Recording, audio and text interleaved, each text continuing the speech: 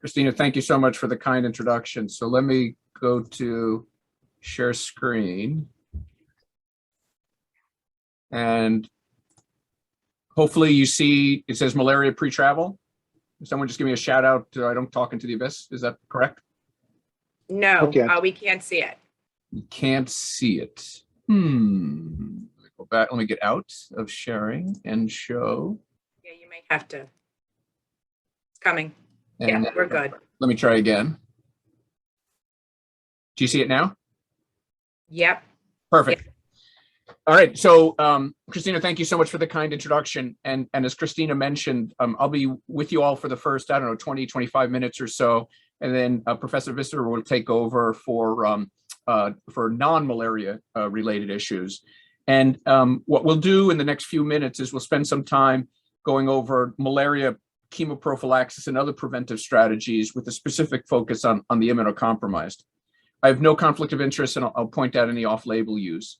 So there are 5 species of malaria that can infect humans, and they're probably listed in the order of importance here. And at the end of the day, most of our efforts at preventing malaria in any traveler or any human are really focused against falciparum, and that's because falciparum accounts for over 95% of all deaths. So if we really focus on preventing death, and the other big one is Vivax, but death is much rarer with that. So if you look in the United States, where we have, and comparable numbers, I would assume we can hear from Professor Visser, malaria in the United States, we're over about 2,000 cases a year that are diagnosed and reported to the CDC. And we have about 5 or 10 deaths per year. And unfortunately, the individuals who die, if you look at those cases, there's usually a failure of rapid diagnosis, the wrong treatment was used, a misjudgment of severity. But the other really impressive thing is for the vast majority of these malaria cases, and basically all the deaths, the individuals were not on any malaria chemoprophylaxis, nor had they taken steps to limit the likelihood that they would get malaria. So there's a failure at that preventive level. Now, these are complicated slides. Hopefully you can see my pointer, but what I want to take you through is every year in the MMWR, the CDC publishes data on the number of malaria cases reported, et cetera. What I really want to point out is falciparum accounts for about 80% of the diagnosed malaria cases. That is the big one. The malaria cases in the United States are continuing to increase, and the states that have them are the states that have the largest populations, but also have large traveling populations, especially of individuals born overseas. The majority of the people on the call today are in New York, and New York is the malaria epicenter for diagnosis in the United States. About 10% of all malaria diagnosed in the United States actually is diagnosed within the confines of the 5 boroughs. We've already shown that the majority of people get falciparum malaria, and the majority are picking it up in Africa, about 85 or 95%. And the majority of cases, and this reflects both malaria season and when individuals travel, the majority of malaria is diagnosed in the United States in the summer months. So we're coming down here into the early September. And this increase over time that I showed you in the previous slide largely reflects increasing direct travel to Africa. We've already shown that Africa is the primary destination that we need to worry about, and then the type of traveler that we worry about the most, or what the CDC refers to as visiting friends and relatives. So those are individuals who are born overseas and are going back to visit family or friends, or maybe they're children of such individuals. And those individuals tend to travel differently from the non-VFRs. They tend to stay longer, they tend to do homestays, because they're going home at the end of the day. And their likelihood that they would have actually talked to a provider before they go home is actually lower than for the non-VFR travelers. So that's a specific risk group we want to keep an eye on. And then this is an important slide just to put our parameters in to give us some parameters. This is the number of days from somebody's exposure for when they actually present with fever and that type of malaria.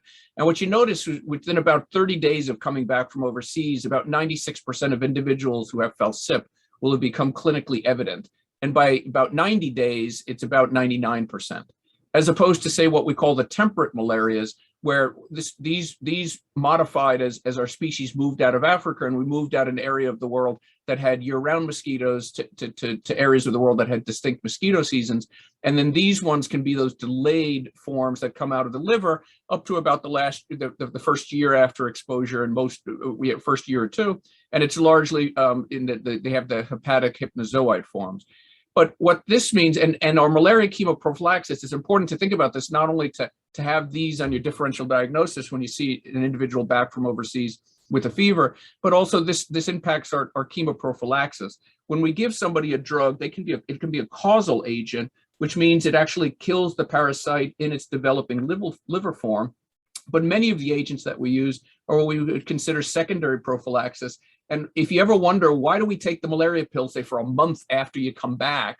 It's because we're doing treatment when it spills out into the bloodstream for the drugs that don't have liver effect, but actually treat the blood stage. So that's the logic of why we actually often treat after the individual comes back.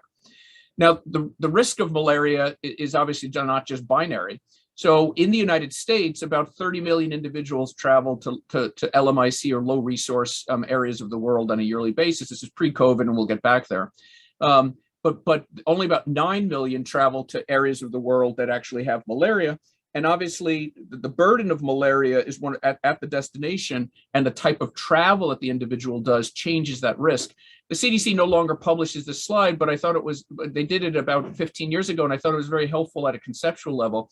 They put in the numerator the number of individuals diagnosed that year in the United States with malaria, and the denominator how many individuals from the United States had traveled there. And what you can see is that there's some areas of the world, especially in East Africa, et cetera, where the risk, if you take no chemoprophylaxis and take no precautions, is about 1%, 2%, or 3% per year of getting malaria. I mean, per month of getting malaria. Where for other areas of the world, the risk is only 1 in 100,000 or so. We also have to, as we come up with our way to prevent malaria in the immunocompromised individuals, not only have to realize, what if there's malaria at the destination, but what the resistance profile here in the area of the world is. Green is chloroquine sensitive, red is chloroquine resistant, and then there's mefloquine resistant and even higher level resistance that's over in Southeast Asia. Now, a couple of years ago, through this GTEN program, Regina Larac and the team went through and looked at immunocompromised with Brian Schwartz at UCSF at individuals who are traveling, seen through the GTEN system, and then who were traveling internationally and were formally diagnosed as being immunocompromised. And the three major groups, no surprise for us who work clinically, is individuals who are on some immunosuppressive medicine, either immunomodulator for a rheumatological disorder or malignancy, et cetera. Individuals who are HIV positive, and organ transplant patients accounted for the three largest groups, as you would predict. And these are busy slides, but at the end of the day, the real take-home message is, yeah, there were some minor differences, but at the end of the day, the immunocompromised travelers were not that different, all things considered, for why they were traveling. Yeah, it's a little less likely for business, et cetera, but where they were going to was still very low and medium income countries, et cetera.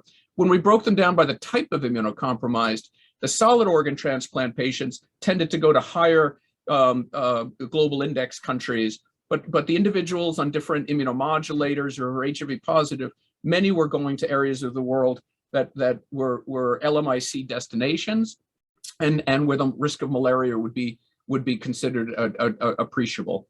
Now, what was interesting is when we did a deep dive on these individuals, we found that if you looked at the individuals who were traveling to holo-endemic countries for malaria, I'll just focus on this bullet. Individuals to holo-endemic areas for malaria, so it means the entire country has malaria, so technically almost everybody should be on a malaria chemoprophylaxis. Even in these expert clinics, only 85% of individuals receive malaria chemoprophylaxis. And so it suggests that often people get scared off on the immunocompromised of perhaps drug interactions, et cetera. And so how do you figure out what you could actually put these individuals on? And the first is to identify them so that you can actually look into the details with them in more detail. And so we ideally, as in whatever practice you have, your primary care practice, your immunocompromised practice, et cetera, either put in, because many individuals travel, 35 million individuals travel to LMIC settings from the United States each year. And so just make it, are you planning any upcoming trip to visit family or friends or a vacation overseas? And if the answer is yes, recognize that there's a whole slew of things. We're going to hear from Dr. Visser in a second about the non-malaria things, but there's a whole slew of things that you should probably be dealing with and to minimize the risk for these individuals. And we would especially do this because on the data that I just showed you, especially for the individuals who were born and raised or raised overseas. And a simple way to do this is just to put some posters in your waiting room, et cetera. And we have these posters that you can get for free or you can print out from the web. I'll show you how in a second. And they're available in multiple languages. And you can just put it in your waiting room or in a clinic office. And that also prompts the individual to say, oh, I am going home to visit my brother for his wedding or something. And so then you can directly approach it. All right, now let's focus on malaria. So there's actually three things. We always jump right to chemoprophylaxis, but these first two are probably as important, if not more important. And the first is what's the destination and the details of the travel. So for instance, you could actually, if you have somebody and you're very concerned about malaria and you're very concerned about their overall clinical state, you can actually gradate a higher risk into a lower risk trip. And so you could go to countries that might meet what they want to see, but or what you would consider a lower risk.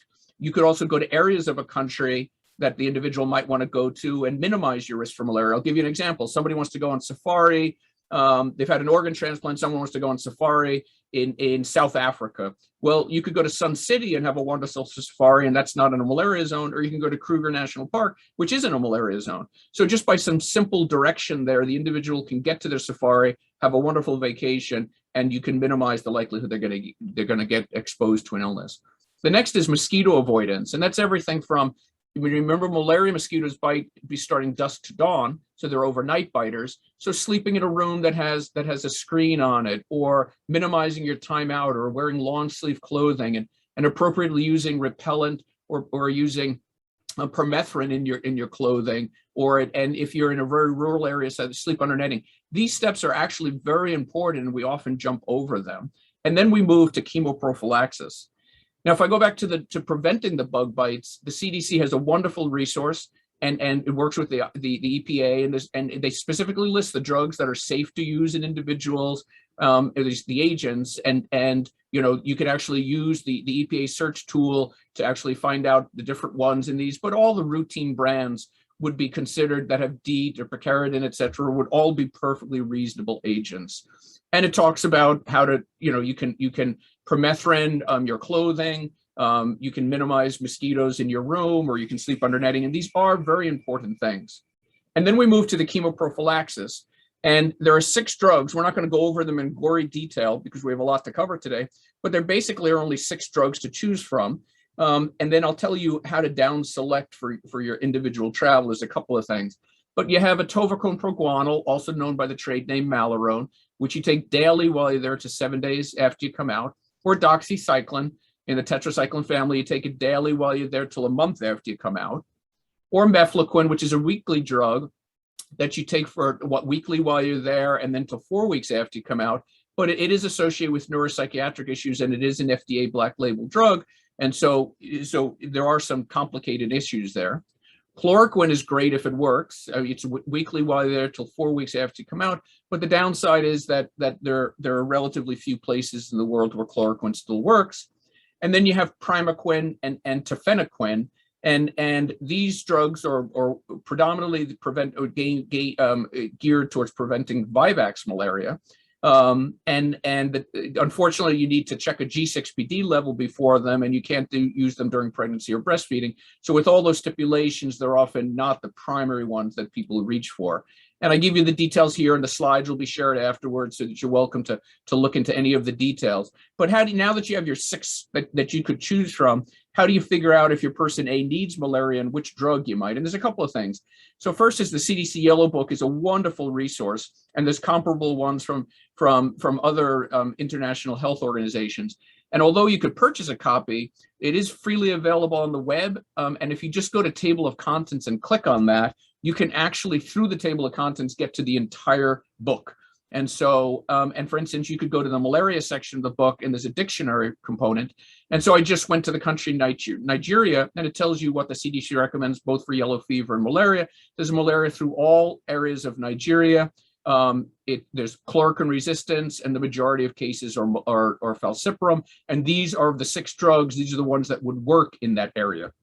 So that gets you through the first thing of, is there malaria? Where is it in the country? What's the resistance profile, and which drugs could I choose from? So then the next question is, what do you do with your immunocompromised travelers? And there's a wonderful chapter in that yellow book that if you haven't already read it, it's written by clinicians, Camille Cotton, David Friedman, Andy Kruger at the CDC. And these are individuals that have great expertise on immunocompromised and immunocompromised travelers. And this is a really clinically applicable chapter. And so if you see a fair number of travelers who are immunocompromised, I would strongly recommend pouring yourself a cup of tea and just working your way through it. But in there, there's a section specifically on malaria, and I'll give you the quick answer. So for the individuals on immunomodulated drugs, there's really no known interactions of those 6 things that we talked about. For individuals who've had a transplant, some of the agents can interact and result in elevated calcineurin inhibitor levels. And for HIV, some of the older agents, especially the protease inhibitors, can have drug interactions with a number of the malaria drugs. And for the CDC, depending on what cocktail they're on, you can, for the HIV drugs, depending on what their cocktail you're on, you can go directly to the HIV drug interactions. But the take-home message, if you want the really simple one, is basically atovaquone, which is the primary malaria medicine that I would say is used in the United States, is also the best one for individuals who are immunocompromised. It's the least likely to interact with any of these 3 components here, and it works in all the areas of the world that have chloroquine and mefloquine resistance. And so the simple answer, if you just want it, is it should be Malarone unless there's another reason that you want to use another agent. So how do you figure all that out? You can go to the CDC website through the table of contents, and also through the Heading Home Healthy, which is run by the GTEN program through CDC support. We've made a clinical tool for the clinician called the PrEP, which stands for the Preparing Rapid Evaluation Portal for individuals or caring for individuals who are traveling overseas. And it just asks for some really simple information. How old is the traveler? Do they have any major medical conditions?